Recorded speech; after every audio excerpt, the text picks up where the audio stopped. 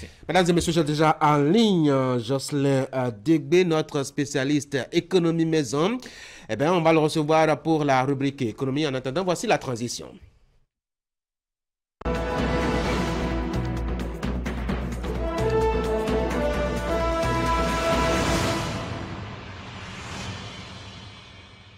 De retour sur ce plateau pour recevoir Jacques Degbé, avec lui nous allons évoquer les impacts de la hausse du prix de l'essence de contrebande sur la vie socio-économique et son coût.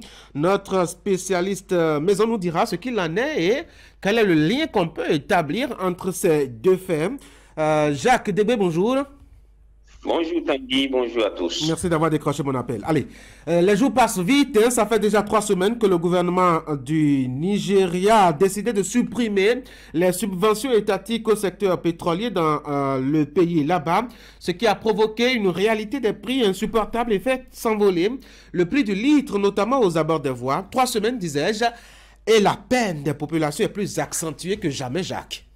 Oui, Tanguy, c'est le moins que l'on puisse dire après la crise liée à la fermeture unilatérale des frontières par le Nigeria en 2019. Le Bénin a fait face depuis juin à une autre crise avec son voisin de l'Est, le Nigeria. Donc, il s'agit de la crise de l'essence de contrebande, le carburant Payor, comme on l'appelle, a doublé de prix, passant de 350 ou 400 à 700 ou 800 francs CFA, voire même plus selon les localités dans le pays. C'est la conséquence, vous l'avez dit, de cette décision de Bola Tinubu, nouveau président du Nigeria, investi le 29 mai dernier de supprimer les subventions accordées sur l'essence dans son pays. Il faut dire que les conséquences, les impacts de cette politique du géant de l'Est sont déjà perceptibles sur le terrain ici au Bénin.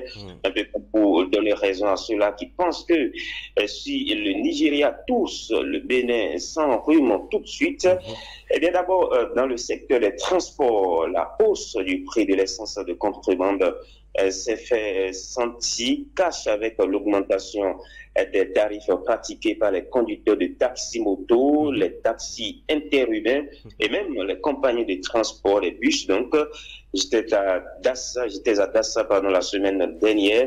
Je peux vous confirmer, Tanguy, que les tarifs de transport ont flambé d'au moins 30%.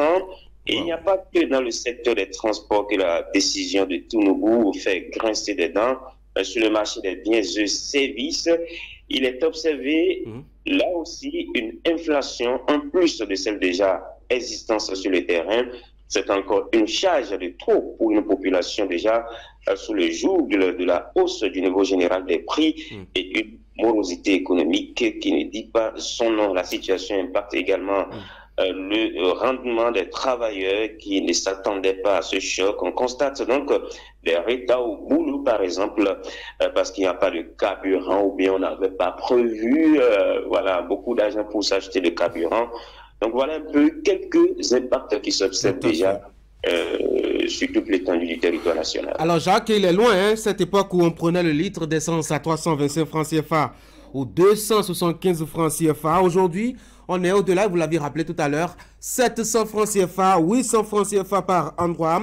Est-ce qu'on peut rêver un jour du retour à la normale, c'est-à-dire un litre d'essence à 250 francs CFA un jour? Oui, c'est toute la question. Mais vu la posture de Bola Tinubu, il y a de quoi être pessimiste, Tanguy. En effet, le président du Nigeria ne compte pas revenir sur sa décision. La subvention du prix du carburant est une politique qui date depuis 1970, depuis plus de 57 ans donc au Nigeria. Tous les gouvernements qui se sont succédés depuis ce temps ont essayé de lever cette mesure sur recommandation du FMI et de la Banque mondiale sans jamais parvenir à cette fin. Et donc le président du Nigeria actuel est parvenu à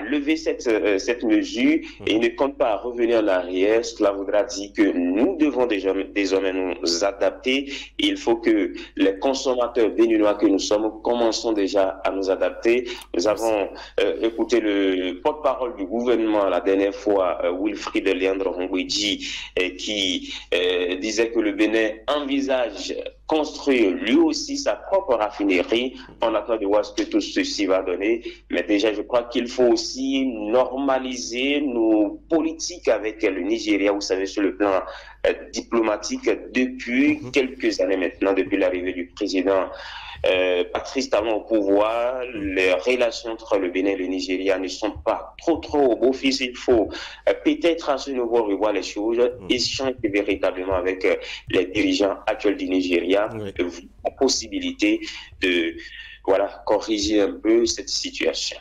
Bon ben, on espère en tout cas que les relations améliorées en tout cas du Bénin, entre le Bénin et le Nigeria pourraient contribuer quelque peu à soulager les populations concernant justement ces difficultés qu'elles vivent depuis quelques semaines maintenant. D'ailleurs, Fraternité a ouvert une brèche ce matin déjà avec cet alliage de pensée et d'idées entre Talon et Dangote. Il y a des points de convergence qui pourraient déjà être des socles sur lesquels, je dois dire, les deux pays peuvent s'appuyer pour désormais revoir leur collaboration. Alors, Jocelyn Dibé, une dernière question rapidement.